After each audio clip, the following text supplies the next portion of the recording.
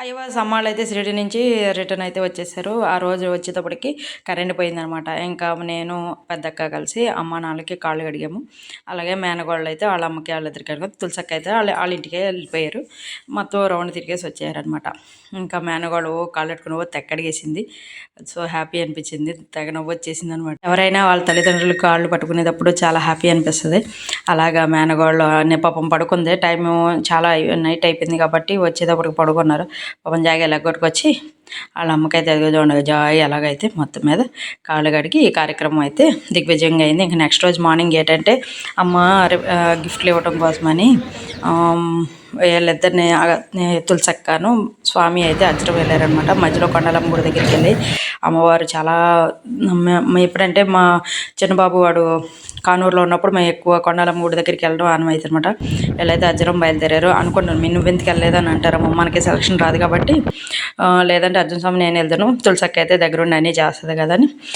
ఏంటంటే అక్కడ ఇంకా సిరిడిలో పెద్దగా ఏమీ లేవని ఇంకా అన్నీ ఇక్కడే తీసుకుందామని ఈయన మొన్న చెప్పాను కదా అత్తయ్య వాళ్ళు తెచ్చారని సేమ్ అదే షాప్కి వెళ్ళారు. వెళ్ళి మొత్తం అన్నీ చూసుకుంటున్నారు.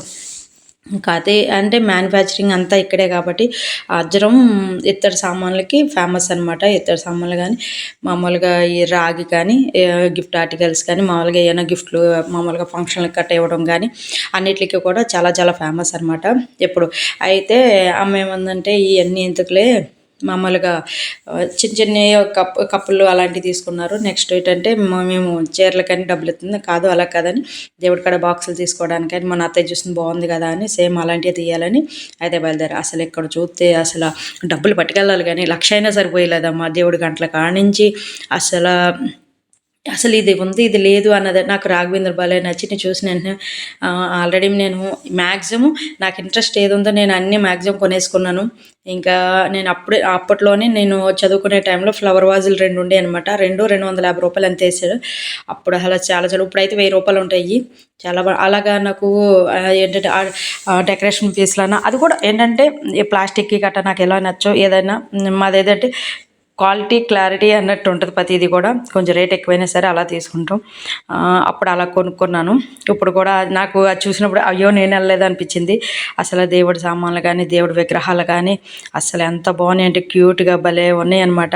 ఈ మామూలుగా పూజలు కడుగుపోయించి చెంబులు కానీ గిఫ్ట్ ఆర్టికల్స్ ఇవ్వడం కానీ అసలు చాలా చాలా బాగున్నాయి. దేవుడి అంటారు మామూలుగా పెట్టే విగ్రహాలకు పెట్టే కానీ అసలు అన్నీ కూడా సూపర్. అంటే మెయిన్ బరువు దేనికి తగ్గ బరువులు దానికి ఉన్నాయి.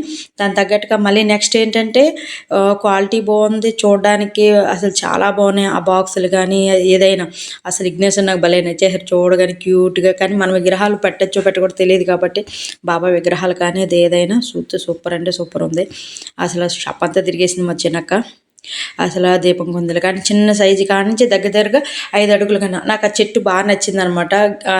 మామూలుగా ఎక్కడైనా పెట్టుకోవడానికి అంతలా పెట్టాలంటే 1 కోటి రూపాయలు ఇల్లు కట్టి దాన్ని పెడితే దాని అందం కనపడదు. అప్పుడు అది ఎక్కడ పెట్టాలో అక్కడ పెట్టి అందమాట. విఘ్నేశ్వర చూడండి ఎంత బాగున్నా క్యూట్గా. మా స్వామివారికి అయ్యప్ప స్వామి మీద అలాగా మనసంతా అలా లాగేస్తుంది అనమాట. ఆయనకి అభిషేకాలు అంటే అయ్యప్ప స్వామి మాల వేసుకున్నప్పుడు అభిషేకాలకి విగ్రహం కావాలి అంటే ఈయన దగ్గర 2 అంగుళాలు ఎంతో పంచలోక విగ్రహం ఉంది. కానీ ఇంకా పెద్దగా కావాలి పూజ చేసుకున్నప్పుడు ఏంటంటే మండపం కట్టినప్పుడు గట్రా అందంగా ఉండాలని దాని మీద ఉంది. అది మొత్తం ఎంత 11,000 ఎంతో చెప్పారంట. నెక్స్ట్ ఏదన్నా మాల వేసుకున్నప్పుడు అందరూ స్వామి అందరి మీద తెప్పిద్దామని చూశారు. అలా అమ్మనదాస్తల కాడ నుంచి అన్నీ కూడా చాలా బాగున్నాయి. బాక్సులు కానీ ఏదైనా అలా అంటే రేటు రీజనబుల్, క్వాలిటీ రీజనబుల్. మనం తీసుకున్న అంటే ఇప్పుడు అనుకుంటారు ఒక ప్లాస్టిక్ వస్తుంది 10 రూపాయలు పెట్టుకున్నాం కానీ ఏమీ రాదు అక్కడ. ఇప్పుడు ఇతర వస్తుంది ఇవాళ నేను 10 రూపాయలు పెట్టుకున్నాను. నెక్స్ట్ పెరగడమే తప్ప తరగడం ఏమీ లేదు. నేను అప్పుడు ఇవాళ నేను నా టైంలో నా వస్తువులు 300 రూపాయలకి ఎంతకో కొన్నాను. ఇవాళ 700 రూపాయలు అయింది. అంటే మనం ఏదంటారో ఇన్వెస్ట్ చేయడమే కదా ఇత్తడి మీద కూడా. అలాగే అలాగే బంగారం, ఇత్తడి, పొలం, ఇల్లు అన్నది రోజు రోజుకి తగ్గిపోద్ది రేటు దాని. అంటే సిటీలో ఉండొచ్చు కానీ మనం ఇప్పుడు దాని ఆయుష్ తగ్గుతూ ఉంటుంది కాబట్టి దానికి అంత ఉండకపోవచ్చు. కాకపోతే ఏంటంటే సిటీలో ఫ్లాట్స్ అయితే పెరగచ్చేమో కానీ ఆయన మళ్ళీ అలా తిరుగుతా ఇక్కడ వీళ్ళు వెళ్ళేది మార్నింగ్ లేరు కానీ తర్వాత రష్ అయ్యారంట. చాలా జనం బాగానే గిఫ్ట్ ఆర్టికల్. ఒక అమ్మాయి అయితే 1,40,000 1,50,000 సరుకులు కొందంట. ఇక్కడ వీళ్ళే సొంతంగా ఓన్ తయారు చేయడం వల్ల అసలు ప్రతిదీ కూడా మన చిన్న డౌట్ వచ్చినా చెప్పడం ఎలా తయారు చేస్తారు ఏంటి, ఏదైనా చిన్న మిస్టేక్ ఏదైనా జరిగింది దాన్ని రెక్టిఫై చేయడం కానీ అసలు అన్నీ కూడా ఇక్కడే జరుగుతాం వల్లే ఏంటంటే మ్యాన్ పవర్ ఉంది, దానికి తగ్గట్టుగా క్వాలిటీ మెయింటైన్ చేయడం అసలు ఇప్పుడు ఏదో వర్క్ జరుగుతూనే ఉంటుంది. అంటే వీళ్ళు ఏంటంటే ఇప్పుడు ఇది సొంతంగా ఇలా తయారు చేయడం వల్ల షాపులకి వేస్తారు, మళ్ళీ బయటకు అమ్ముకోవడం, గిఫ్ట్ ఆర్టికల్స్ ఇవ్వడం కానీ ఎక్స్పోర్ట్ చేయడం కానీ అన్ని రకాలన్నమాట. అన్నీ ఇక్కడే జరగడం కోసం ఏది కూడా వీళ్ళు సొంతంగా తయారు చేయడం వల్లనే అంటే ₹1 బయటి రేటు లోపల వాళ్ళ దగ్గర కంపేర్ చేస్తే కొంచెం ఎలాగైనా డిఫరెన్స్ ఉంటుంది. కాకపోతే ఏంటంటే ఒకటి మనం ఇప్పుడు ఇక్కడ షాపుల్లో గట్ట అయితే 2 సరుకులే 3 సరుకులు ఉంటాయి. ఇక్కడ మనకు కొన్ని వందల్లో ఉన్నాయి అన్నమాట రకాలు. మనం ఏది కాబట్టి అది చూస్ చేసుకుని ఒక్క మోడల్కి వచ్చి 10, 15, 20 మళ్ళీ మోడల్కే మారిపోతున్నాయి. అలాగా మనం ఎలాగైనా చూసుకుని మా యొక్క తవలు కొంచాల కోసం ట్రై చేస్తుంది గట్టిగాను. మేము అనుకున్న బాక్సులు కానీ అన్నీ చూస్తున్నాం. చూసి ఏం కావాలి అది చూస్తుంది ప్రతిదీ అంటే అసలు డబ్బులు ఉండాలి కానీ బోల్డ్ ఇచ్చేది అని మొత్తం మీద ఎలాగైతే కొన్ని కొన్నారు. అవి ఏంటంటే మళ్ళీ ఇంకో షాప్ కొని మేము ఇంకొకటి దొరకలేదని మళ్ళీ వెంకటేశ్వర మెటల్ స్టోర్కి వెళ్ళారు. ఇది ఫస్ట్ సబ్బుల సత్యరెడ్డి ఎవరన్నా ఇది కూడా చూసాం. ఇది కూడా సేమ్ మ్యానుఫ్యాక్చరింగ్ వీళ్ళ షాపులు కానీ దేవుడి కాడ పేటలు కానీ మా బాబు గారి కోసం మేము కొంచెంకైతే తీసుకుంటున్నాం. ఇది ఎందుకు ఏంటి అని అడుగుతారా, తర్వాత చెప్తాను. ఇంకా మేము అనుకున్న బాక్సులు అయితే ఇక్కడ దొరికినాయి, అక్కడ లేవన్నమాట. సరే అని మళ్ళీ బాక్సులు చూసి అందులో అన్నీ కరెక్ట్గా ఉన్నాయా, స్పూన్ కానించి ఇక అన్నీ కూడా తీసుకున్నాం. ఇది ఒక్కొక్కటి వచ్చి ₹1000 పడింది. వీళ్ళకి కూడా మ్యానుఫ్యాక్చరింగ్ ఉంది. బాక్స్ అదే కొంచెం ఏదో అడ్జస్ట్ ఉంది, దాన్ని అడ్జస్ట్ చేస్తాం. అవన్నీ అలా ఉన్నాయి అనమాట. ఇక్కడ కూడా బోల్డ్ ఉన్నాయి అసలు. ఏంటి మన పాలవెల్లి కానీ అన్నీని మేము తీసుకున్న సరుకులు అయితే ఇయ్యనమాట.